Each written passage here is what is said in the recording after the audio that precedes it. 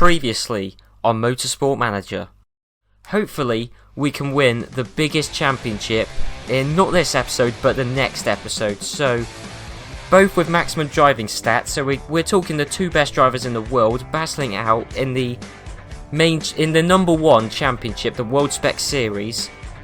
I have no idea what happened to our pace all of a sudden, but Saniyah Hicks is in 8th and Van Eshelen is 18th. Hicks, I think, has taken the win. Yes, she's going to win in Barcelona, the first race in the World Spec Series. And with just 2 corners left to go, Saniyah Hicks is going to win the Melbourne Grand Prix in the World Spec Series. Down the start finish straight, there you go. And Van Eshelen, yep, she's going to take a comfortable 2nd place as well, about 20 seconds ahead of her nearest competitor. Oh, fantastic. Van Eshelen has retired from 3rd place due to a technical failure. Okay, a little under double the points of Fraser Nash, but yeah, still dominant in that sense. Yeah, Van Eshelen is just rubbish by comparison. They've both got all 99 driving stats. You wouldn't have thought it looking at them. Yeah, Abel Van Eshelen takes pole position for the Liège Grand Prix. And yeah, half a second, it wasn't even a small gap, half a second ahead of her teammate. So here we go, Abel Van Eshelen going round the S section to come round the final hairpin corner, and she's going to win the Liège Grand Prix, and the first Grand Prix win for Abel Van Eshelen in Tier 1, and her first Grand Prix win with the team, with PSL Racing. A double podium for PSL Racing in the closest you're going to get to my home race in this championship anyway. And then yep, Drivers' Championship, Saniyah Hicks is on 143 points, Van Eshelen only on 88. And Constructors' Championship, PSL Racing is on 231 points, Gomma Sport in 2nd, only on 80 points. Right then guys, it's PSL here and I'm here for part 21 in my Motorsport Manager Let's Play, here for what should be the final episode in this series. Well, I say it should be, it will be, because Constructors' Championship, we're leading it by quite a way. Drivers' Championship, we've got that wrapped up as well. Well, Saniyah Hicks has anyway, because Van Eshelen was she was annoyingly slow compared to her teammate in the last episode. It did start to turn around towards the end, but not really. But yeah, anyway, once we've wrapped up this championship, the World Spec Series, once we've wrapped this one up, we're done completely. So we've got 5 races left to go. We've got a dilemma here. I know in the last episode we fitted a manufacturing upgrade, so we may as well go for the aerodynamics one just because it improves the speed. So yeah, and then it's qualifying for the Seattle. Okay, weren't we just at Indianapolis? Okay, no, that was round 4. Well, anyway, we're going back to America. So we're leaving sunny Aberdeen and going to a probably genuinely sunny Seattle. So yeah, let's head off to that. So here we are in Seattle in qualifying, and apparently it's Seattle. You could have fooled me. To me it looks like just, you know, a slightly different variation of the Indianapolis circuit. But yeah, no, we're going back to the qualifying form we had previously. Well, at the start of the last episode we qualified 6th and 7th, which, I mean, is nowhere near as bad as we had in the last episode. I think last episode we had one race where I qualified 7th and 17th. So by comparison, we're doing much better this time, and a Northern Monkey Racing driver has beaten us, which is just shameful, and Fraser Nash overall have beaten us. Okay, lap 3 of this race, and Van Eshelen has moved into 1st, and Hicks is in 6th now. But there's nothing different in the strategy. They both started on the same tyres. No driver orders or anything. As it turns out, Van Eshelen is just doing much better. So, you know, which makes a change because it means we might get a battle in the Drivers' Championship, because we saw at the start of the season Saniyah Hicks was much better, but now the tables seem to be turning. Right, so here's a crucial moment. Saniyah Hicks in the pits. She came in from 2nd place and she's going to come out in 6th, I think. It says 11th, I mean, yes, 6th, okay. But that was crucial, because what we've done is this is our third set of soft tyres for both drivers. And yeah, it's only because we did 7 laps on our soft tyres. I think everyone else did either 6 or 5. So yeah, we're going to try and do what I normally do, which is go long on the soft tyres and hope we can jump everyone through that. And I think we'll see some people coming into the pits. Yep, so I mean Saniyah Hicks is in 3rd. Okay, so if she wants to get 2nd, she's going to have to pass Bouquet out on track. Oh, and coming down the start-finish straight, Saniyah Hicks has got past Bouquet literally about 2/3 of a lap after I said that she needed to pass Bouquet out on track. She has passed them. Now it's just a case of staying ahead, because her tyres are going to degrade faster than Bouquet's will. But I think this will be yet another 1-2 for PSL Racing in the World Spec Series. I mean, Van Echelen's 40 seconds ahead of her teammate. Hicks is now 8 seconds ahead of Bouquet. Make that basically 10 seconds now.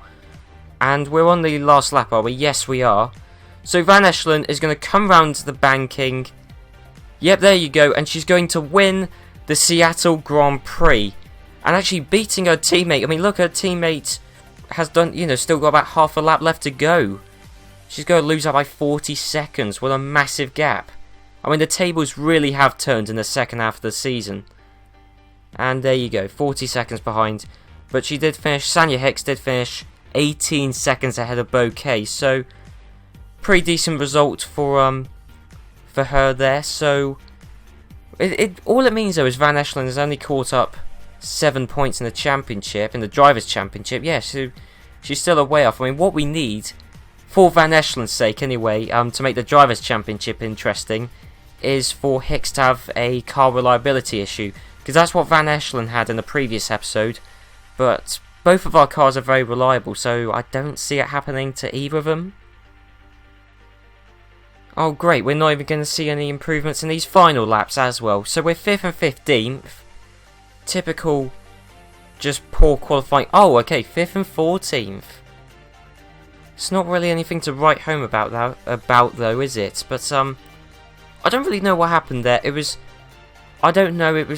different setups were working for each of our drivers. It was quite weird. It's like they had completely different ideas on how to set up the car. But, well, we'll just stick a setup on for both of our drivers and hope it works out in the race. I mean, we've got better race pace than we have qualifying pace. I mean, that's been the case for the past several seasons in this Let's Play. So hopefully that trend carries on.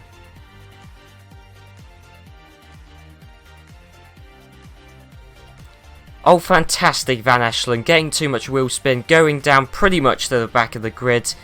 Just, why do we even have you as a driver? Right then, so here we are with just over a lap left to go, and Saniyah Hicks is leading the race by 10 seconds. Van Echelen in 5th. She's got quite lucky, actually, because as you'll notice, everyone has stopped twice, apart from those who have retired. But even the people who started the race on hards, or, it's just, even people who were on hards had to stop twice, so basically fitting on the hard tyres has been pointless.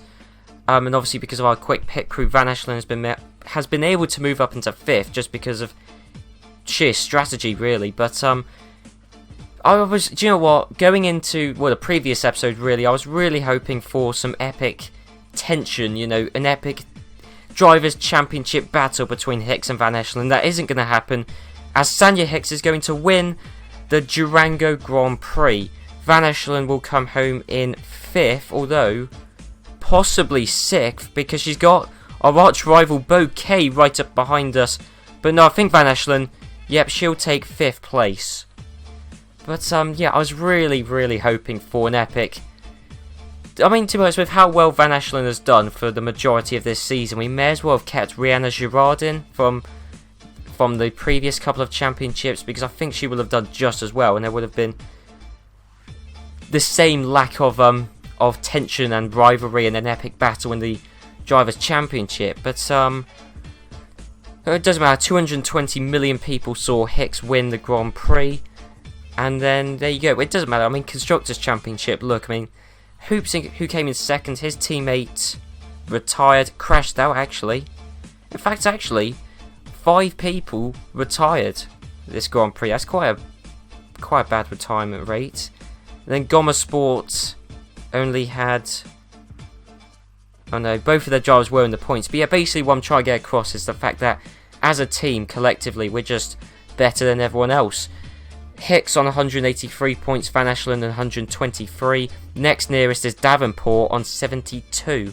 And then, yeah, Constructors Championship. Oh, well, Droid Racing, I think, have just moved into triple figure points while we're on 300. No, apparently no improvement for either of our drivers, but this is weird. Both drivers are on the exact same setup, yet Hicks is 1.2 seconds a lap slower. Look, I will show you once Hicks... Look, Van Ashelen, 2 laps on top speed neutral, and then, you know, low to mid 1 minute 25s. Hicks, same setup, but a 26.5, then a 27.1. I'll send them out for one last lap, actually. Will they even have time to do it? Just about, I think. But I don't know what's going on here, really. It's almost like... I've had this exact same dilemma previously this season, but normally it's the other way round, with Van Ashelen being the slow one. And in fact, I think Van Ashelen's going a little bit quicker. Possibly. Down in the second sector. No, both didn't improve, I don't think. But this is the weird dilemma I've had this season. Don't know why, but Van Ashelen 5th. Hicks in 16th. Don't know what that's all about, but I guess it's now just the time... Now it's just the time for Van Ashelen to catch up in the Drivers' Championship, but it's too late, so there's kind of no point really trying to hype up the Drivers' Championship. Geez, do you know what? I am sorry that this final episode has been really boring. I know we've still got 2 races after this one, but nothing has happened this episode so far. I mean, apart from some interesting happenings in qualifying, nothing has really happened. I mean, this race... This is like the first bit of action we've got. I mean, Hicks has actually made her way through the field really impressively. Again, we've done a good strategy by, you know, doing 3 stops but staying on the soft tyres the entire time. Warren has been quick and he's only done 2 stops. That's why he's ahead of us at this point, but he is on the hard tyres. So it's just a case of can Van Ashelen or Hicks get past in the next 2 laps. That's what it boils down to. I mean, they're probably the quicker driver. I mean, Van Ashelen and Hicks, they're probably a quicker driver than Warren, probably got a quicker car, certainly got the quicker tyres, but now all of a sudden, it seems like they won't get past Warren, and I think Warren, through doing a stop less and getting ahead of us on track position terms, means he's going to win, but no he won't, because Van Ashelen, with 1 lap left to go, has passed Warren on the start-finish straight. I don't think Hicks will be able to do that as well. Might be able to though, actually, because she's caught up very quickly. I mean, her tyres are gone off. I mean, Warren's aren't exactly in pristine condition either. But with just, to all intents and purposes, 1 corner left, 1 tight... Oh no, it's 2 corners actually. Forgot how this track goes. But Hicks, no, Hicks is going to take a podium place, but she won't beat Warren. So that's a win for Van Ashelen and a 3rd place for Hicks. I mean, okay, that's made a 10-point... Okay, wait, I was going to say something and I completely forgot the words I was going to use. But, what it means is that Van Ashelen has closed up by 10 points in the championship. That's what I mean. Oh, Montgomery! I forgot about him. I mentioned his name quite a lot in the last episode. I think this is the first time I've even mentioned him in this episode. So yeah, Montgomery, where'd he even come? Is that him? Oh, that's him in 5th, okay. So, fastest lap, but he only finished in 5th. We got 1st and 3rd. It means there's 2 races left to go, isn't there? 2 races left to go. Yep, it's confirmed then. Saniyah Hicks has won the World Spec Racing Series. So, to answer the question, who is the best driver ever to drive for PSL Racing? It's Saniyah Hicks. She's beaten her teammate in the Drivers' Championship with 2 races to go. And I know Van Ashelen had some reliability issues previously this season, but regardless, to win the championship with 2 races to go, that is impressive stuff. Right then, so we got a question from a budding journalist for Overtake magazine, Ernie Hecklerock, who we know is the Mick take on Bernie Eccleston. So Ernie Hecklerock would like to introduce sprinklers into motorsport. What do you think? Now, considering we're actually in the World Spec Series, which, well, actually no, if we were in the World Grand Prix Championship, I don't think, as a team principal in that, we would be right to be making comments on him, but I guess we're in like a different top tier championship, so we're fine, I guess. But, no, sprinklers into motorsport, I know this was an idea that Bernie had. To be honest, so the options it gives on the game, it's better when it's wetter, and then he must have water on the brain, but it's better when it's wetter, that is true. I mean, I think as motor racing fans, we all know that generally races are better when either it's wet or it's changeable conditions. That's when racing gets really interesting, no matter what decade, what era of any racing you pick. It's better when it's changeable conditions or wet. So, the thing is though, is my take on it is sprinklers. I wouldn't like sprinklers for the same reason I don't like DRS, because it's artificial. It's also, actually, not only is it artificial and fake, but if sprinklers were introduced, who would operate them? Would they be on, like, would it be just like a random time that the computer decides? Would someone dictate when the sprinklers go on? Because if someone dictated when the sprinklers went on, then that's ripe for, you know, for people to cheat and for that to go in the benefit of different teams. It would just be, you know, Renault Crashgate from 2008 Singapore. It'd be that all over again, you know. I've gone off on a topic. I've gone off on a little bit of a tangent here, but yeah, no, sprinklers. Well, I mean, wet conditions is good, but you can't artificially create it. Because, well, also, if you had changeable conditions every race, then it would kind of, you would lose the novelty of it. The reason we like some of the classic changing conditions races like Canada 2011, the reason we like them is because they were so unpredictable and, you know, it was just a chaotic day.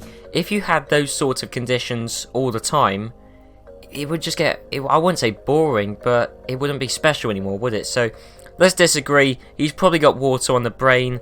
And yeah, so next race is at Nagano. So yeah, let's go off to that. So talking of mixed conditions races, there you go. I was just about to say the weather's forecast to change soon. Well, it just has. So, I'd say one thing also which makes it a little bit difficult is Van Eshelen was 0.03 of a second quicker than her teammate, but they were on different setups. So we'll just go with Van Eshelen's setup. Wait till now. Since we can't get 2 runs in, we may as well just go when the track's at its driest. Neutral, and we, well, 6th and 5th in the rain, but yeah, everyone's going to be improving. I mean, our times are now 4 seconds off the pace. So yeah, come on, I mean, qualifying, I love mixed conditions in the race on this game, but at qualifying is when we can really capitalise, because inevitably there'll always be someone who's caught out. Even if it's not your closest rival, someone will be caught out, and Hicks has beaten Van Eshelen when it counted by 0.08 of a second. So as it turns out, Van Eshelen's setup I think was quicker. Possibly, I mean, it would make sense. So yeah, I mean, was there, I mean, you could tell there are people caught out because there's Toby from Team Rocket, and Team Rocket are the team that haven't scored any points so far. He's in 13th and 2 seconds ahead of Beach in the play sport, and then Verray, who we know, Verray or no, yeah, or Vervey, sorry, but Vervey for Fraser Nash, we know he's one of the top drivers. He's been competing with us on a couple of occasions, and he's down in 15th. So yeah, some people have been caught out, but annoyingly, Montgomery, Bouquet, they're all up there. So yeah, but still a pretty interesting qualifying nonetheless. Right, so the rain has come out. It's just started raining. It was mixed conditions in qualifying. It's now mixed conditions in the race. I was due to come in for another set of soft tyres, and I know it's too early to be fitting on the wets, but we couldn't stay out a lap longer on the soft tyres, so we may as well. I mean, look, we're surrounded by people on extremely worn hard tyres, so they're not exactly going to be that quick. I mean, look, Hicks is still in second. But what I'm wondering is everyone else who's pitted in a lap later than us. What I'm wondering is whether that extra lap on the wet tyres means that we can't take these wets through to the end. Ideal scenario is that everyone else has to stop again, because I think we'll have to stop unless it's Is it due to stop raining? No, not by the end of the race, so... Oh, fantastic. Things get from bad to worse. I've realised that our wet tyres weren't going to make it to the end, so I just told our drivers to push, and now Van Echelen's broken her front wing. So... Okay, well, we may as well tell her to pit now. Hicks I'm going to leave out for a lap longer, but we're going to tell our drivers to push because... Well, we may as well. Because, you know, I mean, the wet tyres will have enough life. I mean, what's Van Echelen got to do? 4 laps? And Hicks is going to drop down from first. I think only to... Oh, no, hang on. Hang on, Colette has come into the pits with her. So, Hicks has basically won this race. Van Echelen shouldn't have lost out too much time. The time she would have lost would be the time... It wouldn't be through pitting early. It would just be when she lost her front wing. But no, she's come back out in 6th. She's been in 6th for quite a lot of this race, to be honest. I think she just got caught up... I think she got passed at the start and then caught up in traffic. So that's why she's fallen down so far behind her teammate. Yeah, and just with a couple of laps left to go in Nagano. The second to last race in this series. The second to last race in this season. And the last race in Japan. Or the last race in Asia. I mean, it's the last a lot of things in this series, this races. But yeah, Hicks is going to come around the last couple of corners. Where is she? Over there. Yep, she's just got 2 corners left to go. And actually, she's coming under a lot of threat from Colette. But I think she's just about going to hold off. Yep, and Hicks has won the Nagano Grand Prix. Van Echelen, meanwhile, has dropped down to 8th, holding up a massive train. I wasn't expecting this. We've got another car upgrade dilemma. They're chucking them out this season. So yeah, we may as well go for the design upgrade because we haven't upgraded our design in a while. And yeah, and it was the most effective one there. So qualifying for Sao Paulo, aren't we? That's where we are. Yep, Sao Paulo. We're not going to improve. We could send our drivers out for another lap. It won't make a difference. So, yep, 2nd and 3rd, still pretty good. I mean, we've got literally nothing to lose. We cannot lose the Constructors' Championship. I don't know when we mathematically won that. I mean, possibly, maybe even the first race of this episode. We might well have secured the Constructors' Championship. I don't know, we're leading it by an enormous margin, though. So, yeah, drivers, we know about that. Constructors' Championship, yeah, Well, actually, we've got over triple the points of Gomma Sport in 2nd. So, and where did Gomma Sport... we'll find out where they qualified once I click on this. So, Gomma Sport, the white team, they qualified 5th. 5th and... Well, of course, I forgot. Most teams seem to use the driver 1-2 structure in this game, so... Yeah, 17th. Is that 5th and 17th? I think so. We spent so long looking for the second driver, I forgot where this one qualified, yeah. Pretty much everyone else is on the hard tyres. Well, pretty much most of the other front runners anyway. Yeah, we seem to be doing the same thing as the back markers, like the likes of Team Rocket, etc. But yeah, how's the start going to go? Hicks in 2nd, Van Echelen 3rd, and amazingly, and I don't want to speak too soon, but amazingly, that's actually a start where we've retained the positions we qualified in. Or I say that, but yeah, it is. It actually is. I'm amazed because normally when you do a start, normally someone complains they got a bad start or they had too much wheel spin. But no, both of our drivers got off to decent starts in 2nd and 3rd, and it's just a short 15-lap race. 5 laps on softs, 2-stop strategy, softs all the way. There you go. But I may as well talk about... Well, there's nothing in the world of F1, and even if there is, I mean, I'm recording this the day after I recorded the previous episode, so the Singapore Grand Prix hasn't happened, so I can't comment on that. But no, I may as well talk about this series. All 21 episodes, and do you know what? I've actually quite enjoyed doing this series. I mean, it wasn't amazing, I guess. I mean, unlike, I guess, of all of my other series I've done, you can create a story around it. With this game is one of those games where you can't really do anything cinematic or dramatic. You can't really... I'm sure someone really creative could, but you couldn't do like a highly edited, you know, try and build a proper big immersive story around this series. But it is a fun game to play, and there's quite a lot of variants of it. I mean, you know, with changeable conditions and all the different tracks. I mean, I know Motorsport Manager on the PC, when that comes out, that's going to have way more variations, because there'll be rules changing all the time with the voting system. The game's kind of limited, but it's got a nice charm to it, really, with the press questions, etc. And it's just been a nice series to do. I think I started this series in April, and part of the reason I did a series on this game is because I knew, well, April, I had my exams in June. I think I had a couple in May, actually, but I knew that this was the only, and it turned out to be true, that this was the only series I could consistently record during that time, because it's such an easy series to do. Hicks actually has lost third place, or lost second place actually, to Johnson. But yeah, no, I mean, yeah, this was the only series I could reliably record.